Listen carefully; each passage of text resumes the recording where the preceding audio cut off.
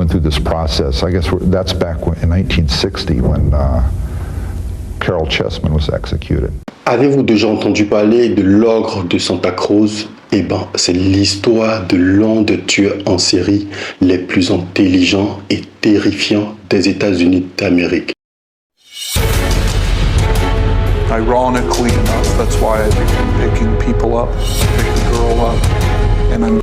Dames et messieurs, découvrons ensemble l'histoire de Ed Kemper, le géant de 2,6 m avec un quotient intellectuel de 145, un tueur méthodique, brillant mais très dangereux. Let's go!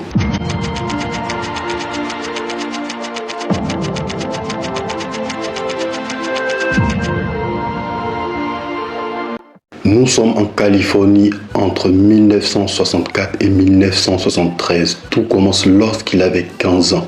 Ed Kemper vit avec ses grands-parents dans une campagne isolée du monde. Un jour, après une dispute avec sa grand-mère, il prend le fusil de chasse de son grand-père et fait feu. À 3 reprises, il fait feu sur sa grand-mère. Maud Kemper, âgée de 66 ans, s'effondre dans la cuisine. Une balle dans la tête, 2 balles dans le dos. Intelligent qu'il soit, Ed Kemper déplace très rapidement le corps de sa grand-mère dans la chambre de la famille pour éviter que le tapis de la cuisine ne soit maculé de sang. Ensuite, il prend un moment pour réfléchir à son scénario. Que va-t-il dire à son grand-père? Quelle explication il donnera à la police si jamais le corps venait à être découvert? Puis, soudainement, la porte de l'entrée s'ouvre. Ed Kemper est pris de panique. Il s'arme rapidement et se rend à l'entrée de la maison. Il tombe nez à nez, face à face avec son grand-père, Robert Kemper, qui revenait des courses. Sans hésiter, Ed Kemper lève son fusil et fait feu sur son grand-père. Robert Kemper, à son tour, s'écoule dans une mare de sang. Ed Kemper, âgé de 15 ans, vient d'abattre ses 2 grands-parents.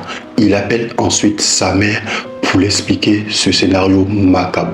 Mais dans sa version, il explique à sa mère qu'ils étaient en chasse avec ses grands-parents et que le grand-père a voulu tirer sur un cerf, mais la balle a traversé sa grand-mère et ensuite Robert Kemper s'est donné la mort. Mais vous connaissez tous l'instinct maternel qui prend le dessus. Rapidement, elle ne croit pas à ce scénario. Elle dira ensuite à son fils Ed Kemper, « Je sais que tu mens, appelle le shérif immédiatement ». Le jour même, Ed Kemper sera arrêté par la police et il passera 5 ans et demi dans un hôpital psychiatrique. Il ne ressortira qu'à 21 ans. Et d'après les psychiatres, sa santé mentale semble être stable. Il est poli, intelligent. Mais ce que les psychiatres ont oublié dans la tête de Ed Kemper, c'est l'escalade totale. Il a ressenti une forte sensation quand il a tiré sur ses grands-parents. Alors Ed Kemper tentera de retrouver cette même sensation. Entre 1972 et 1973, Ed Kemper tuera encore 6 jeunes femmes. Son mode d'emploi, il les prendra en autostop. Ensuite, il les étrangle, découpe leur corps. Parfois, il emporte certaines parties du corps de ses victimes. Mais dans tout ça, le pire reste à venir. Un soir d'avril 1973, après une grosse dispute avec sa mère, Ed Kemper va rentrer discrètement dans la chambre de sa mère, armé d'un marteau. Et là, Ed Kemper, il jubile. Ça y est, enfin, il voit devant lui sa mère impuissante. Il sait ce qu'il a à faire. Sa mère, une femme autoritaire, violente, qu'il a humiliée durant toute sa vie.